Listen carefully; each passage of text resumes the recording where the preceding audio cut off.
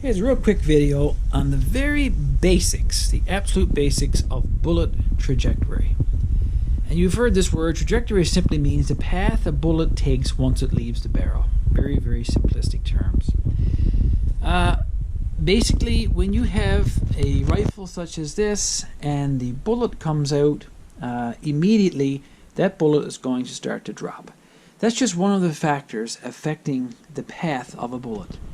Other things could be wind, gravity. I have a star next to it because gravity is going to play a part in this every time. The bullet will drop the instant it comes out of your barrel. Other things would be the weight of your bullet, the speed of your bullet, the shape of your bullet, and of course there's probably dozens of others like air density and temperature and stuff like that, but we won't deal with that. We're looking at the very basics. So if you look in one of my other videos there, you'll see that I sighted in a gun, a 30-06 actually, and I was aiming for the bullseye and with the scope, but my bullets were actually striking about 3/4 of an inch high. And this is what I'll break it down by stating it like this. If we were to shoot this gun and aim the scope directly at the 50-yard mark, and when we finish sighting it in, the bullet would strike exactly at 50 yards. That doesn't mean that bullet will strike exactly at 100 yards or 150 yards or so on. It's going to mean that it's going to strike exactly at 50 yards.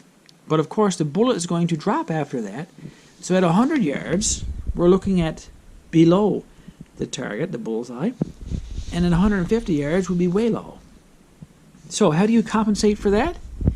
You still aim your scope exactly at a bullseye, a target, and you actually want your bullets to strike just above the bullseye, because you want this trajectory or path of the bullet to go up and then come down and strike the bullseye on the target that you want. In this case, it's 150 yards, we'll say.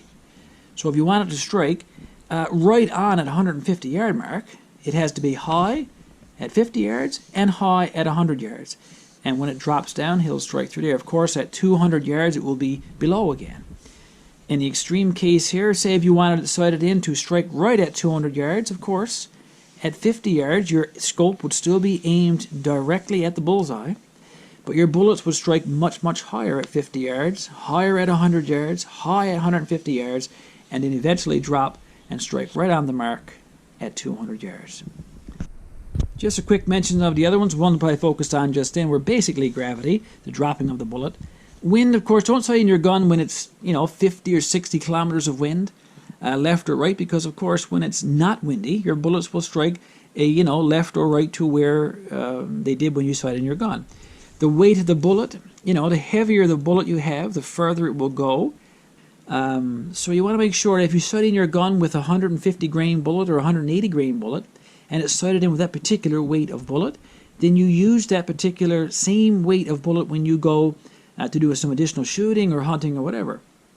The speed of your bullet, of course, if the bullet is coming out very fast, it's going to go further before it starts to drop. The shape of the bullet, if you have a very sharp shaped bullet as opposed to a round nose bullet, they will definitely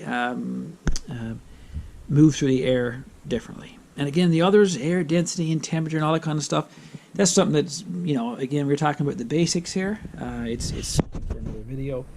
And it's not going to play a whole lot of, it's not going to play a huge factor in what you're going to be using when you shoot at targets that are 50 to 200 yards anyway. Well, hope you enjoy this little short video. Hopefully it explains some of the basics of bullet trajectory. And yeah, if you have any comments or questions, leave them below and I'll try to answer them the best I can.